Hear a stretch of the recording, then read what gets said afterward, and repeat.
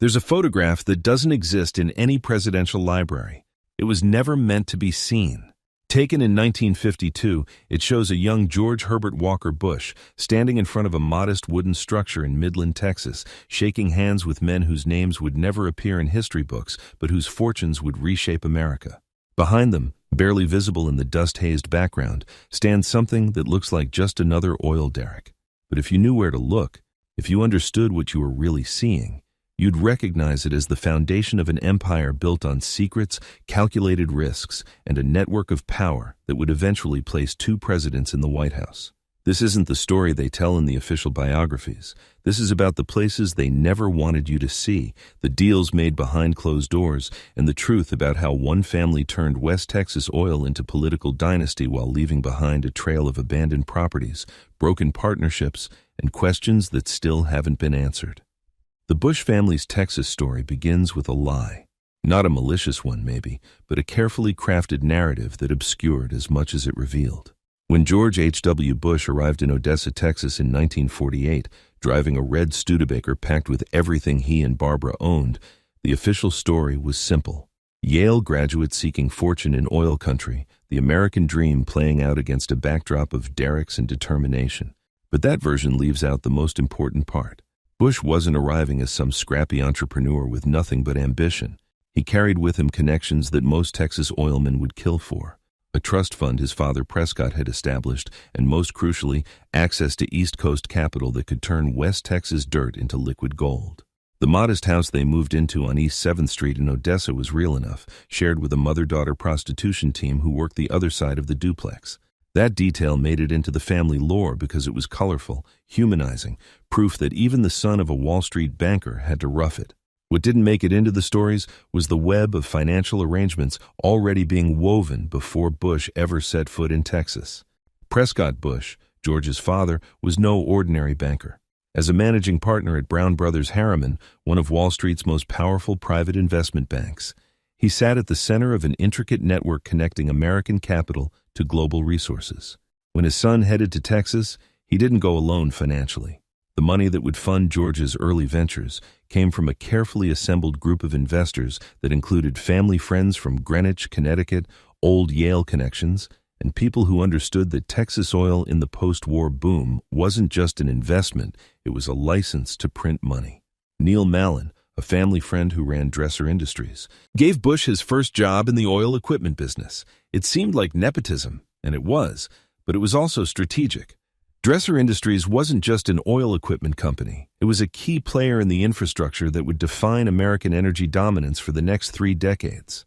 Bush spent a year learning not just how oil rigs worked, but how the business of oil worked, who mattered, who didn't, and how deals got made in places where a handshake meant more than a contract. By 1951, Bush was ready to strike out on his own, or at least that's how it looked. He partnered with John Overbay, a Midland neighbor, to form Bush Overbay Oil Development Company. Their office was a small space in downtown Midland, nothing fancy, 2 desks and a secretary. But those modest offices were deceptive. Bush Overbay had something most independent oil companies didn't have, access to serious capital from the beginning. Where other wildcatters scrambled for investors, Bush could make a few phone calls to Connecticut and suddenly have money flowing. They weren't drilling on hope and prayer. They were drilling with the backing of East Coast money that saw Texas as the future of American power, both literal and political. The company did well enough that by 1953, Bush and Overbay merged with another firm run by Hugh and William Litka to create Zapata Petroleum Corporation. The name was supposedly inspired by the Mexican Revolutionary, a romantic touch that appealed to men who saw themselves as rebels against the old order. The reality was less romantic and far more calculating. Zapata Petroleum focused on drilling in the Permian Basin, that vast stretch of West Texas and southeastern New Mexico that held more oil than anyone had imagined. Bush became president of Zapata Offshore Company in 1954 when they split the business, focusing on offshore drilling technology that was just beginning to prove itself viable. This is where the official story usually focuses, on Bush as an innovative businessman, early to see the potential of offshore drilling, the man who took risks that paid off. And he was those things. But the offshore business wasn't just about drilling for oil. The platform Zapata built, the ones operating off the coasts of Texas, Louisiana, and eventually in the Caribbean and South America, they existed in a gray zone where American business interests, intelligence operations, and political objectives blurred together in ways that would have consequences for decades. Offshore oil platforms are perfect for more than just drilling. They're isolated, they're difficult to monitor, they operate under flags of convenience in international waters. This was the 1950s, the height of the Cold War, and the CIA was everywhere, building networks, running operations, and they needed business infrastructure in Latin America that looked legitimate. Whether or not Zapata Offshore directly participated in intelligence, operations remains a subject of speculation, rumor, and some documents that suggest connections without proving them definitively. What's not speculation is that Bush developed relationships during this period with people in the intelligence community, relationships that would later see him appointed as CIA director in 1976. But we're getting ahead of the story. In the 1950s, Bush was building more than a business. He was building the foundation for political power, and that foundation required real estate. The first Bush property in Texas that really mattered wasn't a mansion at all. It was a modest ranch house in Midland that they moved into in 1951, a place comfortable enough for a growing family. The Bushes now had several children, but nothing ostentatious.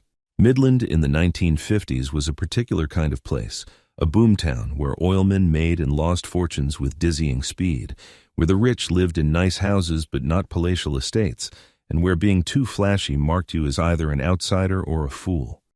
Bush understood this instinctively, or maybe Prescott had explained it to him. Don't show off in Texas. Build your power quietly. Make friends, join the right clubs, go to church, support the community, become indispensable before you become visible. And that's exactly what he did. The Bush family home in Midland became a center of social activity, Barbara hosting dinners and coffee mornings, George joining the country club and serving on boards. They were building a network, the kind that would matter when Bush decided to enter politics. But they were also making money, serious money. Zapata Offshore went public in 1956, and Bush's stake made him wealthy by any measure. Not Rockefeller wealthy, not even H.L. Hunt wealthy, but comfortable enough that he'd never have to worry about money again. Comfortable enough to start thinking about the next phase, the phase where business success converted into political power. In 1959, Bush moved the family to Houston, ostensibly because it was a better base for Zapata Offshore's operations. But Houston was also where political power in Texas was increasingly concentrated. It was bigger than Midland, more sophisticated, more connected to national politics. It was the right place for a man with ambitions that extended beyond the oil business. The Houston house they bought sat in an affluent neighborhood, a proper upper-middle-class home suitable for a successful businessman eyeing a political career. Nothing extravagant, nothing that would seem out of reach for a self-made oil executive, which is exactly how Bush wanted to be perceived. The self-made part was always a careful fiction, but it was one that most people accepted because Bush played the part well. He volunteered, he worked, he shook hands, he remembered names. He was genuine in a way that made people forget about the Yale degree and the Wall Street father. By the early 1960s, Bush was ready to enter politics, and he did it through the same door many Texas oilmen used, the Republican Party. Texas was still largely Democratic in those days, but the conservative wing of Texas Democrats was increasingly unhappy with the National Party's direction on civil rights and other issues. The Republican Party in Texas was small but growing, and it was hungry for candidates who had money, connections, and the ability to appeal to business interests. Bush had all three. His first race, for Senate in 1964 against Ralph Yarborough, was a loss, but an instructive one. Bush ran as a conservative Republican in a state that wasn't quite ready to flip, not yet. He opposed the Civil Rights Act, a position he'd later regret, or at least claim to regret, arguing that it represented federal overreach. He lost badly, but he'd made connections, learned how campaigns worked, and established himself as a serious political figure. 2 years later, he ran for Congress from Houston's 7th District and won, becoming one of the first Republicans elected to Congress from Texas since Reconstruction. The win came partly because the district had been redrawn to be more favorable to Republicans, and partly because Bush was genuinely popular, but mostly because he had the resources to run a professional campaign in a way that few Texas Republicans could at that time. Money from oil, connections from Yale and Greenwich, and a growing network of Texas businessmen who saw in Bush someone who could represent their interests in Washington. Now, here's where the property story gets interesting, where the hidden part starts to emerge. When Bush went to Congress in 1967, he didn't sell his Zapata offshore interests immediately. He placed them in a blind trust, which was standard practice, but the business continued operating, continued drilling, continued making money. And Zapata continued its offshore operations in locations that were, let's say, strategically interesting. Cuba, where the company had drilled before Castro, and where some evidence suggests operations continued even after the revolution through complicated arrangements. The Caribbean, where offshore platforms served multiple purposes. Latin America, where American business interests and American foreign policy objectives were essentially the same thing. Bush's house in Houston remained his primary residence, but he was spending more and more time in Washington. The family kept their Texas base because that's where Bush's political identity was rooted. He was the Texas oilman in Congress, the businessman who understood how the economy really worked. That identity required maintaining visible ties to Texas, the House, the club memberships, the frequent trips back to the district. But something else was happening in the background, something that wouldn't become clear until much later. During Bush's time in Congress, through the early 1970s as he served as ambassador to the United Nations and then as chairman of the Republican National Committee, his business associates in Texas were acquiring properties, making deals, establishing what investigators would later call a complex web of financial relationships that were difficult to trace and even harder to understand. Some of these properties were ranches, working cattle operations that also happened to have oil and gas leases. Some were residential properties held through trusts or corporations. Some were commercial buildings in Houston and Dallas. The pattern was always the same. Ownership structures that obscured who really controlled the properties, deals that involved multiple parties and shell companies, arrangements that made perfect sense if you were trying to minimize taxes and maximize privacy, but that also made it nearly impossible to establish a clear picture of what the Bush family and their associates actually owned. This wasn't illegal, let me be clear about that. This was how wealthy people, especially wealthy people involved in oil and real estate, managed their affairs in Texas in the 1970s. The state had favorable laws regarding trusts and property ownership, minimal disclosure requirements, and a culture that respected privacy when it came to business matters. If you were rich in Texas, you had a lawyer who knew how to structure things so that your assets were protected, your taxes were minimized, and your business was your own. The Bush family's arrangements were sophisticated but not unusual. What made them notable was the scale and the fact that they involved a family that was increasingly visible in national politics. When Bush became CIA director in 1976, appointed by Gerald Ford in the wake of Watergate and the Church Committee hearings that had exposed decades of intelligence abuses, questions about his business dealings and his connections became more sensitive. The CIA directorship was supposed to be apolitical, and Bush had promised to stay out of politics if appointed. But you don't stop being who you are just because you take a government job. The networks remained. The business interests remained. The properties remained. Bush spent only a year as CIA director before Jimmy Carter won the presidency and brought in his own team. Bush returned to private life, sort of. He joined the boards of several companies, some with operations in Texas, some international. He made speeches for hefty fees. He maintained his political network, preparing for what everyone knew was coming, a presidential run. The Bush family's primary residence during this period was still in Houston, but they'd also acquired something else, something that would become central to the family's image, but that also raised questions. In the late 1970s, the family bought a property in Kennebunkport, Maine, a substantial estate that had been in the Walker family and that became the Bush family's summer retreat. This made sense on one level. It was a return to Bush's roots. His mother's family had old money and old connections in Maine. But the timing was interesting. Bush was positioning himself as a Texas oil man, a Western Republican, someone distinct from the Eastern establishment that Ronald Reagan's supporters viewed with suspicion. Yet he was spending summers in Maine at an estate that screamed old money and East Coast privilege. The contradiction didn't seem to hurt him. Bush ran for president in 1980, positioning himself as the moderate alternative to Reagan's conservatism. He lost the primary but impressed Reagan enough to be selected as the vice presidential nominee. The ticket won, and suddenly Bush was one heartbeat away from the presidency. The properties in Texas took on new significance. They weren't just real estate anymore. They were symbols of Bush's identity, proof that he was genuinely a Texan despite spending most of his time in Washington. The Houston House became a place for political gatherings, fundraisers, events where Texas money met national power. But there were other properties, ones that didn't get much attention, ones that reporters didn't write about because they were held in ways that made them difficult to discover. Working ranches owned through LLCs, investment properties held in trusts, commercial real estate in strip malls and office parks. None of it was remarkable individually, but collectively it represented a significant portfolio, one that had been carefully assembled over decades and that provided both income and insurance against political fortune changing.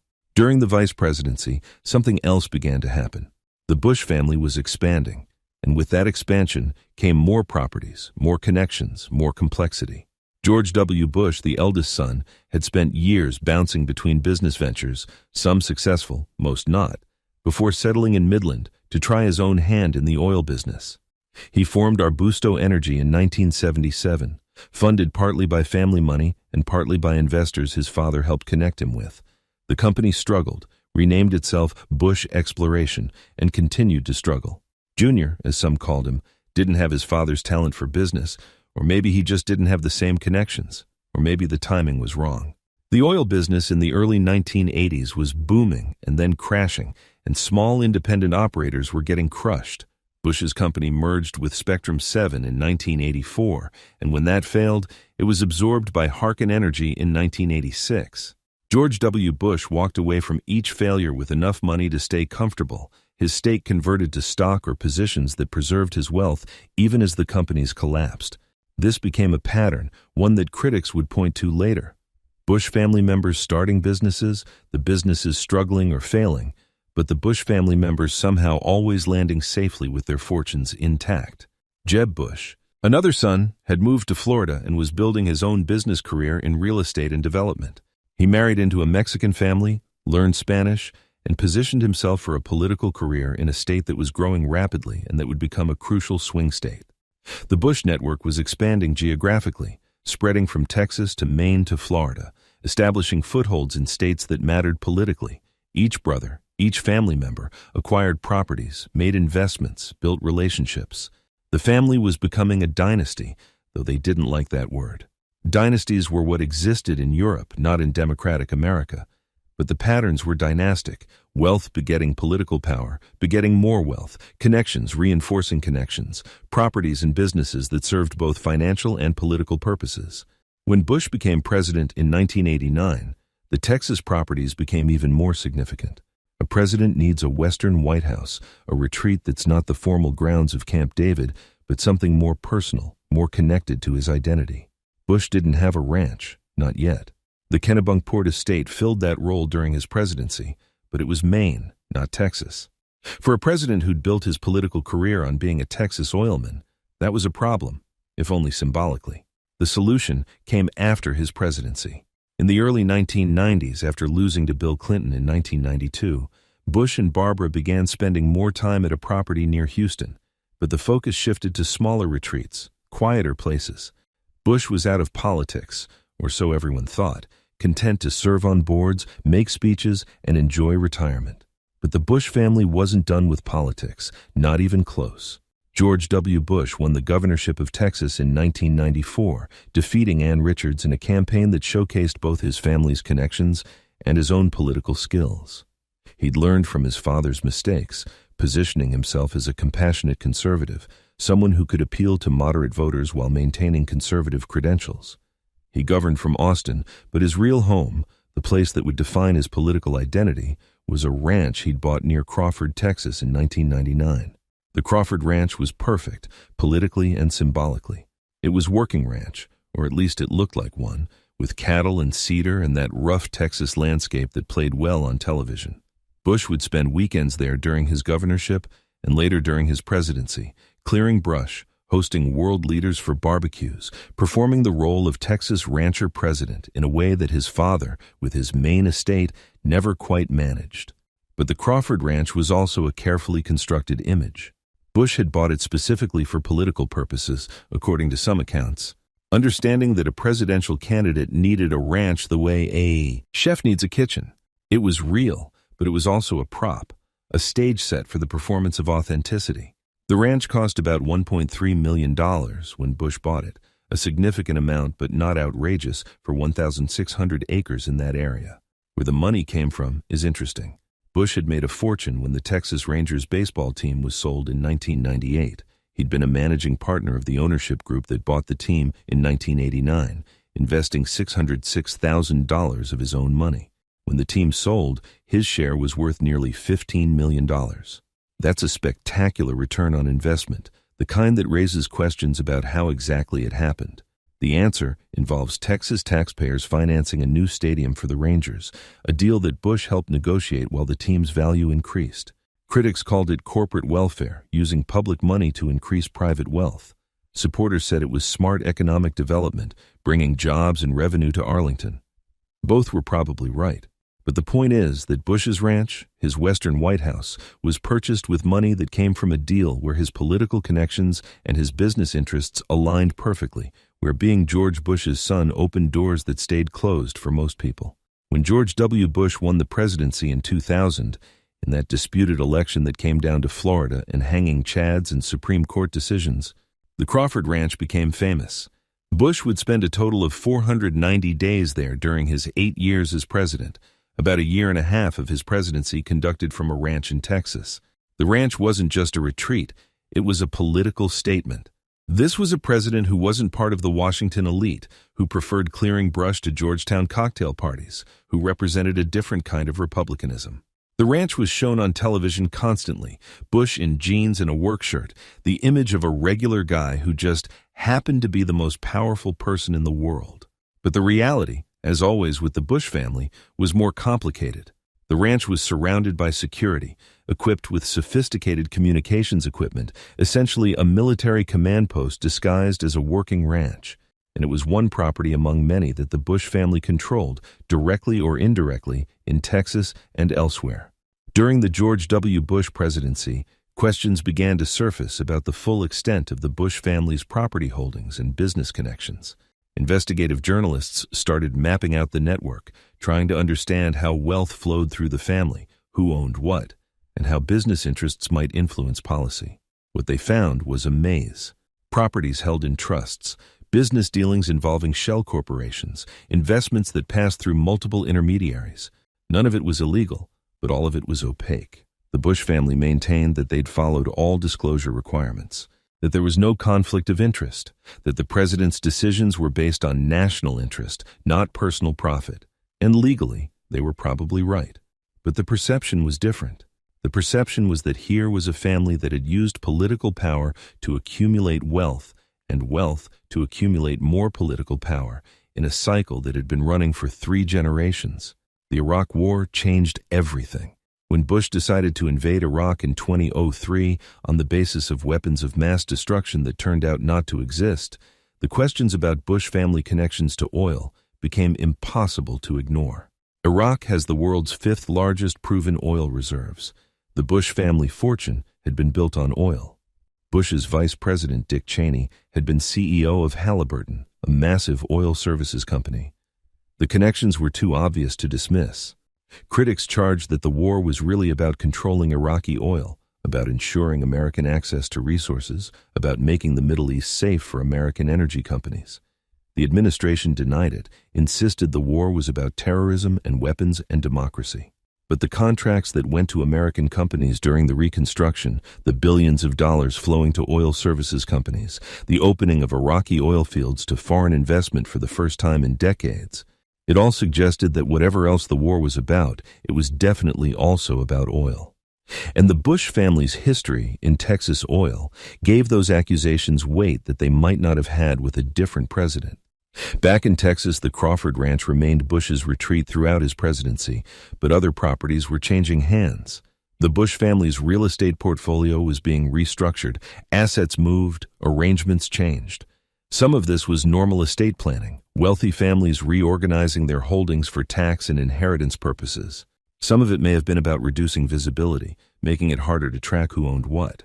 Property records in Texas are public, But if you own something through a trust that's managed by a law firm that's representing multiple clients, and the trust's name doesn't include Bush, then it's not easy for a journalist or researcher to connect that property to the family.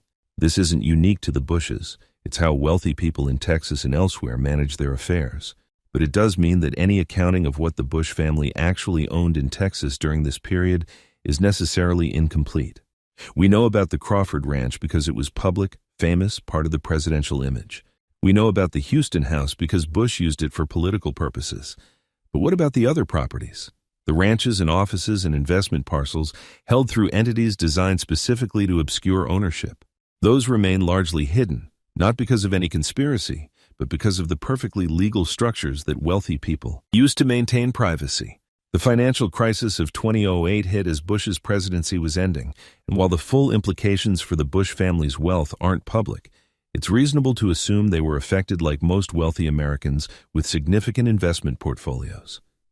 Property values in Texas didn't crash the way they did in Florida or Nevada, but they declined. Oil prices, which had reached historic highs in mid-2008, collapsed along with the global economy. Bush left office in January 2009 with approval ratings in the 20s, blamed for 2 wars that seemed unwinnable and an economy in free fall. The Bush family's political prospects appeared finished. 2 presidents, 2 governors, but now the name was associated with failure and recession. George W. Bush retreated to Dallas, buying a house in a quiet, wealthy neighborhood, and largely disappeared from public life. He took up painting, wrote a memoir, gave occasional speeches, but mostly stayed quiet.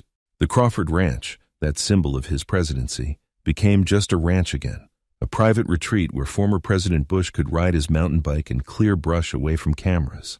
But the properties remained, and with them, the wealth. This is what dynasties do. They build institutional memory and financial infrastructure that outlasts any individual's political career. The Bush family's network of Texas properties, accumulated over 6 decades, represented not just wealth, but options. Real estate could be sold if cash was needed, or held if waiting made sense. Properties could be repurposed, developed, or preserved. The flexibility that comes with diversified property holdings meant that the family's fortune was insulated from any single economic downturn or political setback. And the properties also served another function. They were symbols of the family's connection to Texas, physical proof of their roots in the state, maintained even as family members scattered to Maine and Florida and Washington. In politics, symbols matter. The ability to return to Texas, to show up at the ranch or the Houston house, to maintain that connection, that mattered for any future political ambitions. Jeb Bush was supposed to be next, the smart one, the successful businessman, the governor who'd won re-election easily in Florida. He was being positioned as the family's 3rd president, the one who would restore the family name after George W.'s troubled presidency.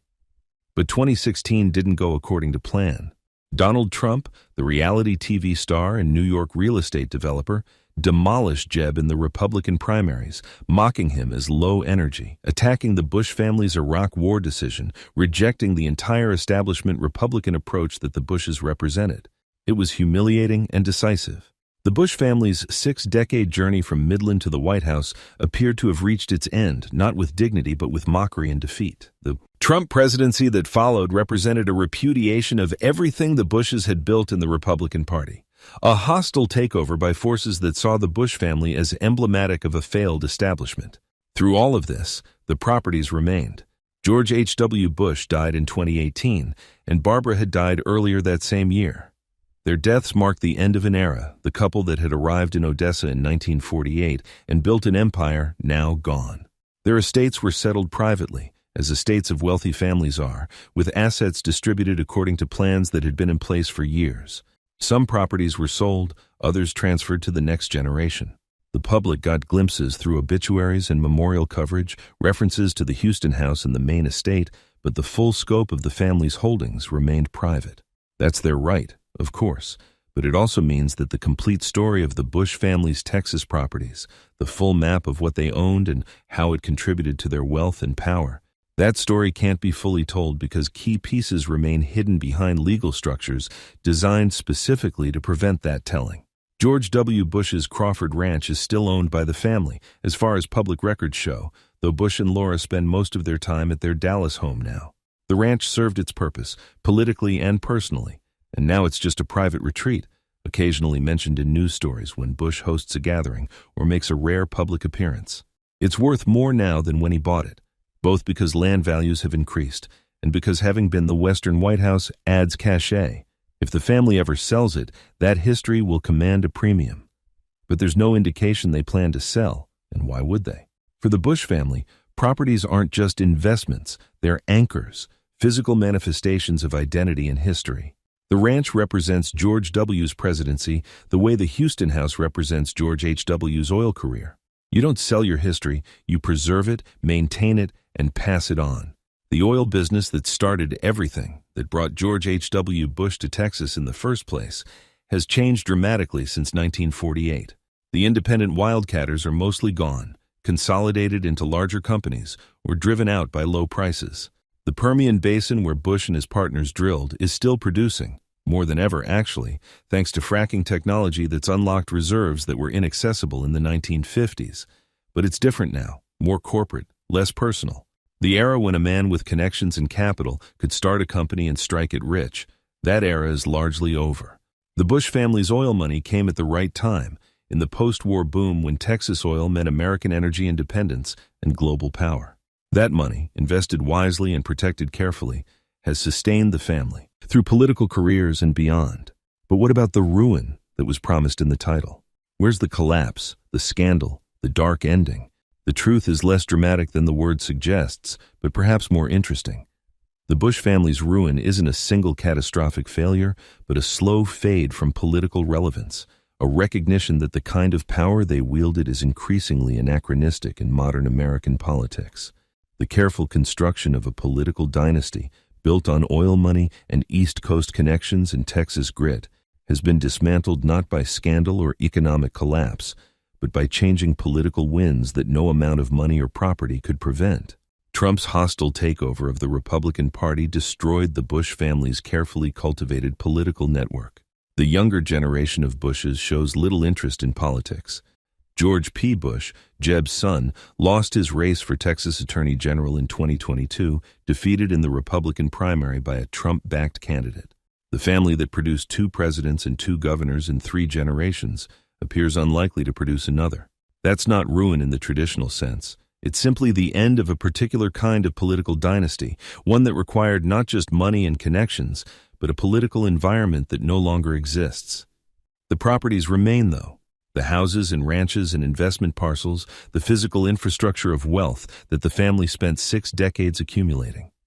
These will outlast the political careers, will be inherited by the next generation and the one after that. Real estate is patient. It doesn't care about political fashions or cultural shifts. It exists, it appreciates or depreciates based on market forces, and it transfers according to legal documents. The Bush family's Texas properties tell a story about how American power really works, not through dramatic conspiracies or hidden schemes, but through the patient accumulation of capital, the careful construction of networks, and the understanding that wealth and power reinforce each other across generations. The properties were never really hidden, they were just private, protected by laws and structures that exist for exactly that purpose. The darkness isn't in secret mansions or sinister plots. It's in the ordinary mechanisms of how wealthy families preserve and transmit their advantages, how political power converts to economic opportunity and back again, how a system that's technically open and democratic in practice creates and maintains dynasties. So what do we make of it all? The Bush family's 6-decade journey from Midland to the White House and back, the properties accumulated along the way, the wealth built and preserved and passed on. Are they villains, or simply successful Americans playing by rules that exist for everyone but that only the wealthy can fully exploit? The answer probably depends on your politics and your position in the economic hierarchy. If you believe that capitalism rewards merit and hard work, then the Bush family story is a success story. Immigrants made good over several generations, each building on the previous generation's achievements.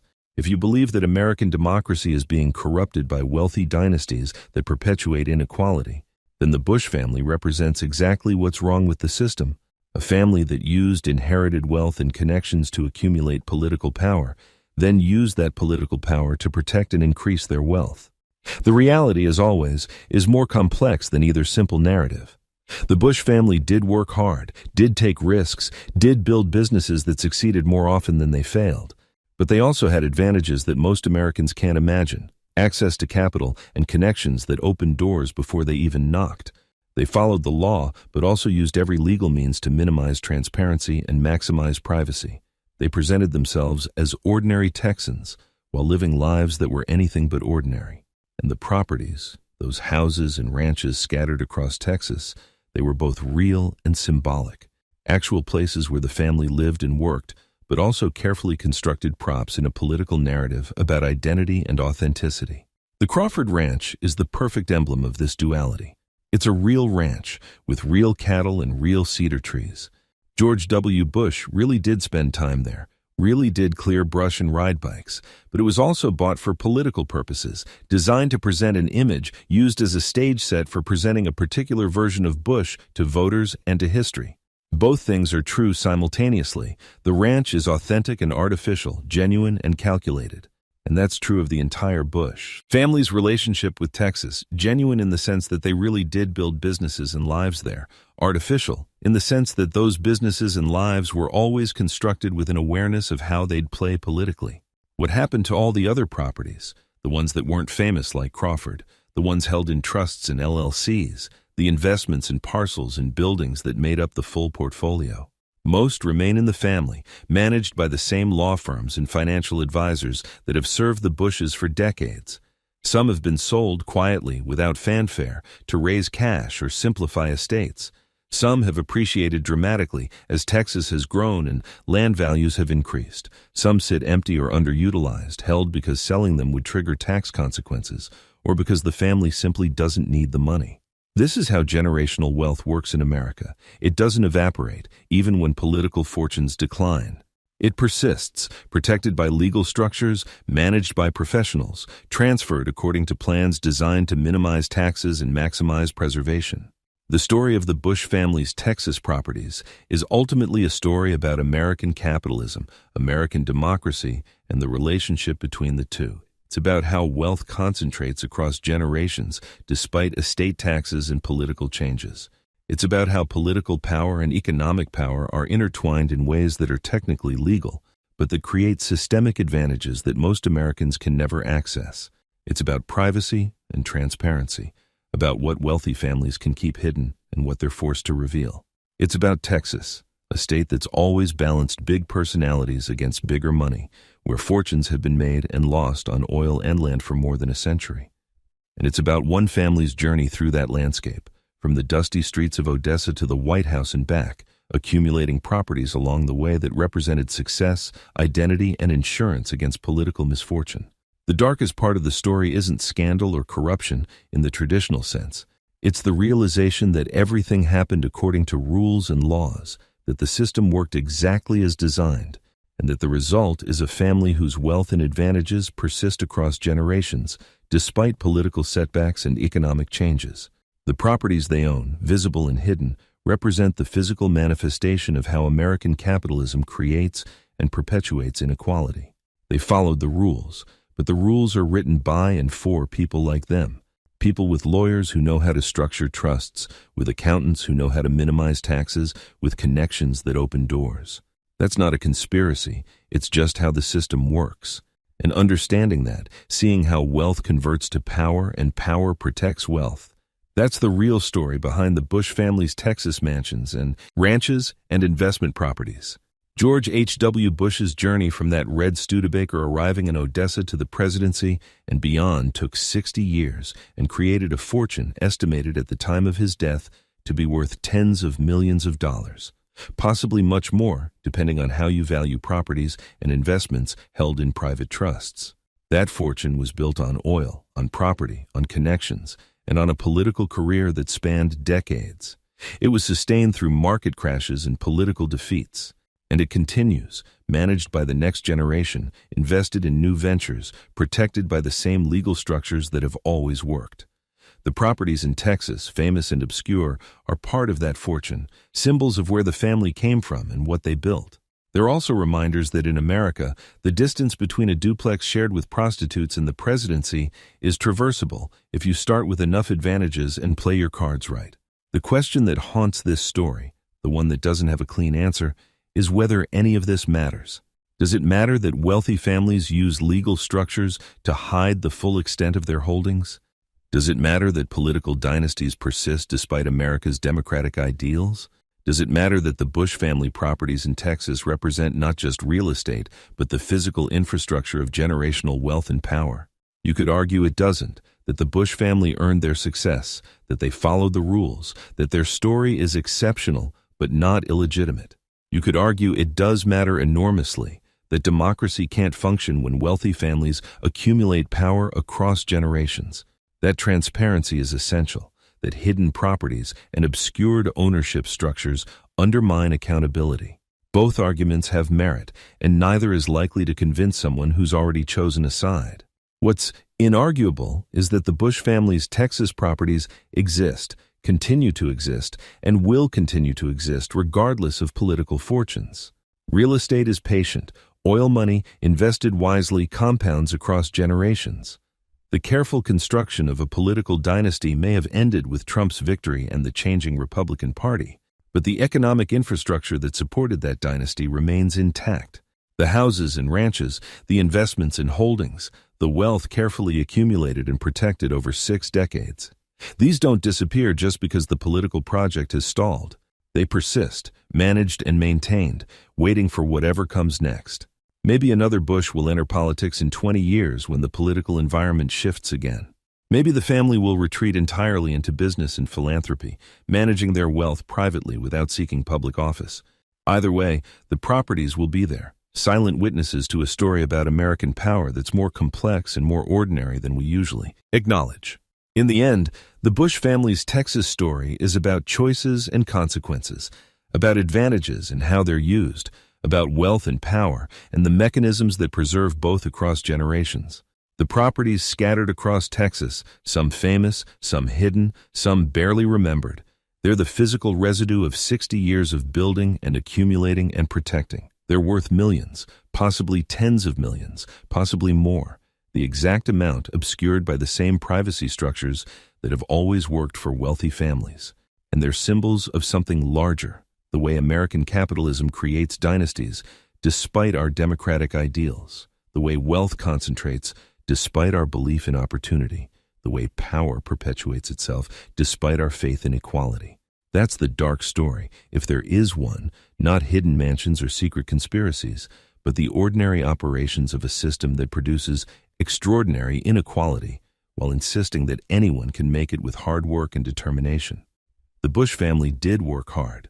They did build businesses, they did take risks, but they started with advantages that made success more likely and failure less consequential. The properties they accumulated aren't evidence of corruption, but of how the system works when you start with capital and connections. That might be more disturbing than any conspiracy theory, the realization that everything happened according to rules that exist specifically to allow wealthy families to preserve and transmit their advantages. The Bush family's Texas mansions, ranches, and investment properties tell that story if you know how to read it, if you can see past the public narratives to the economic reality beneath. They arrived in Odessa in 1948 with almost nothing except connections and capital. They built an oil business, then a political dynasty, then a fortune that will outlast both. The properties remain, patient and persistent, waiting for history to decide what they really mean and what lessons we should draw from the story they tell about wealth, power, and the American dream's complicated relationship with American reality.